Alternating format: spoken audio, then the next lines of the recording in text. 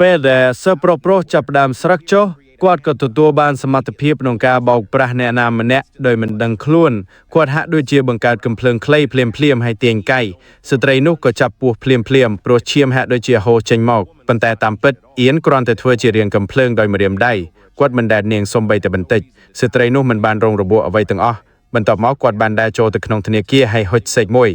អ្នកកាត់លុយគ្មានហេតុផលអ្វីដែលត្រូវសង្ស័យទេក៏ឲ្យលុយគាត់ភ្លាមប៉ុន្តែមិនយូរប៉ុន្មានបន្ទាប់ពីគាត់ចេញទៅអ្នកកាត់លុយក៏ដឹងភ្លាមថាសេកនោះបានក្លាយជាកសែតនាងក៏បានហៅសន្តិសុខភ្លាម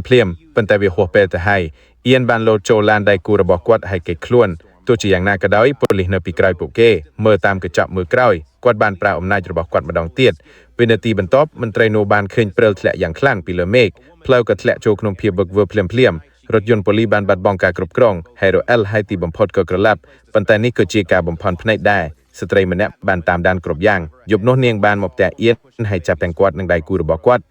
នាងថែមទាំងបានពាក់មួកពិសេសឲ្យគាត់ដើម្បីទប់ស្កាត់សមត្ថភាពរបស់គាត់នៅពេលនោះអ្នកបើកឡានដឹកទំនិញនៅខាងមុខស្រាប់តែឃើញស្ត្រីម្នាក់រុញរទេះកូនក្មេងឆ្លងផ្លូវគាត់ជន់ហ្វ្រាំងភ្លាមបណ្ដាលឲ្យមានគ្រោះថ្នាក់ចរាចរណ៍ជាបន្តបន្ទាប់អ្នកបើកបរបានសួររកការណែនាំពីស្ត្រីនោះប៉ុន្តែគាត់ប្រាប់ឲ្យគាត់បើកបរបន្តទៀតព្រោះវាគ្រាន់តែជាការបំផន់ភ្នែកប៉ុណ្ណោះអ្នកបង្កើតការបំផន់ភ្នែកនោះមានអំណាចដូចអៀនដែរគាត់បានសម្រុកចូលទៅក្នុងកន្លែងនោះបង្កើតភាពវឹកវរហើយដោះលែងអៀនបន្ទាប់មកក៏បានបង្ហាញការពិតដ៏គួរឲ្យភ្ញាក់ផ្អើលគាត់អះអាងថាជាឪពុកបង្កើតរបស់អៀនហើយម្ដាយរបស់អៀននៅតែមានជីវិតប៉ុន្តែស្មារតីរបស់គាត់នៅតែបានលាក់នៅក្នុងការចងចាំអៀនបានសម្រេចចិត្តជួយសង្គ្រោះម្ដាយរបស់គាត់ភ្នែករបស់គាត់ក៏ប្រែជាសទាំងស្រុងបន្ទាប់មកគាត់បានចូលទៅក្នុងទីធ្លាពណ៌សសុទ្ធដែលគាត់នៅតែជាទីរក់ប្រដាប់ក្មេងលេងដែលខ្ចិតខ្ចីនៅលើឯកតាមពិតគឺជារូបមន្តសម្រាប់មហាអំណាចឪពុករបស់គាត់ក៏បានចូលទៅដែរប៉ុន្តែម្ដាយរបស់គាត់បានប្រតិកម្មដោយភាពភ័យខ្លាចនឹងការតស៊ូគាត់មិនចង់ឲ្យនរណាម្នាក់ក្រៅពីអៀនទទួលបានរូបមន្តនោះទេនៅពេលនោះឪពុកដែលហៅថានោះបានបង្ហាញចេតនាពិតរបស់គាត់វិនាទីបន្ទាប់អៀនត្រូវបានទាញចេញពីពិភពផ្លូវចិត្តម្ដាយរបស់គាត់បានបើកភ្នែកយប់ទៅ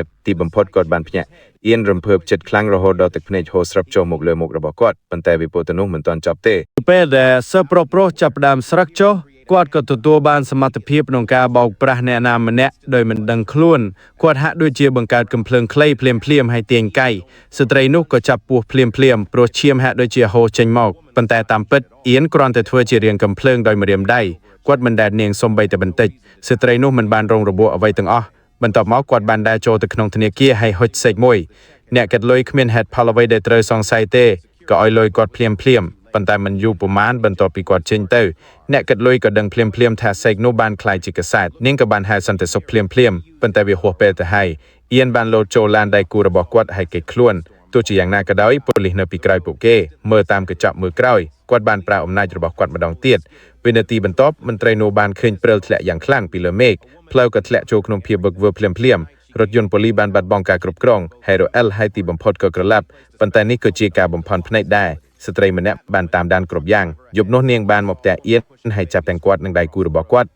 នាងថែមទាំងបានពាក់មួកពិសេសឲ្យគាត់ដើម្បីទប់ស្កាត់សមត្ថភាពរបស់គាត់នៅពេលនោះអ្នកបើកឡានដឹកទំនិញនៅខាងមុខស្រាប់តែឃើញស្ត្រីម្នាក់រុញរទេះកូនក្មេងឆ្លងផ្លូវគាត់ជន់ហ្វ្រាំងភ្លាមបណ្ដាលឲ្យមានគ្រោះថ្នាក់ចរាចរណ៍ជាបន្តបន្ទាប់អ្នកបើកបរបានសួររកការណែនាំពីស្ត្រីនោះប៉ុន្តែគាត់ប្រាប់ឲ្យគាត់បើកបរបន្តទៀតព្រោះវាគ្រាន់តែជាការបំផន់ភ្នែកប៉ុណ្ណោះអ្នកបង្កើតការបំផន់ភ្នែកនោះមានអំណាចដូចអៀនដែរគាត់បានសម្រុកចូលទៅក្នុងកន្លែងនោះបង្កើតភាពវឹកវរហើយដោះលែងអៀនបន្ទាប់មកក៏បានបង្ហាញការពិតដ៏គួរឲ្យភ្ញាក់ផ្អើលគាត់អះអាងថាជាឪពុកបង្កើតរបស់អៀនហើយម្ដាយរបស់អៀននៅតែមានជីវិតប៉ុន្តែស្មារតីរបស់គាត់នៅតែបានលាក់នៅក្នុងការចងចាំអៀនបានសម្រេចចិត្តជួយសង្គ្រោះម្ដាយរបស់គាត់ភ្នែករបស់គាត់ក៏ប្រែជាសទាំងស្រុងបន្ទាប់មកគាត់បានចូលទៅក្នុងទីធ្លាពណ៌សសុទ្ធដែលគាត់នៅតែជាទីរក់ប្រដាប់ក្មេងលេងដែលខ្ចិតខ្ចីនៅលើឯកតាមពិតគឺជារូបមន្តសម្រាប់មហាអំណាចឪពុករបស់គាត់ក៏បានចូលទៅដែរប៉ុន្តែម្ដាយរបស់គាត់បានប្រតិកម្មដោយភាពភ័យខ្លាចនឹងការតស៊ូគាត់មិនចង់ឲ្យនរណាម្នាក់ក្រៅពីអៀនទទួលបានរូបមន្តនោះទេនៅពេលនោះឪពុកដែលហៅថានោះបានបង្ហាញចេតនាពិតរបស់គាត់វិនាទីបន្ទាប់អៀនត្រូវបានទាញចេញពីពិភពផ្លូវចិត្តម្ដាយរបស់គាត់បានបើកភ្នែកយប់ទៅទីបំផុតគាត់បានភ្ញាក់អៀនរំភើបចិត្តខ្លាំងរហូតដល់ទឹកភ្នែកហូរស្រាប់ចូលមកលើមុខរបស់គាត់ប៉ុន្តែវិពតនោះមិនទាន់ចប់ទេ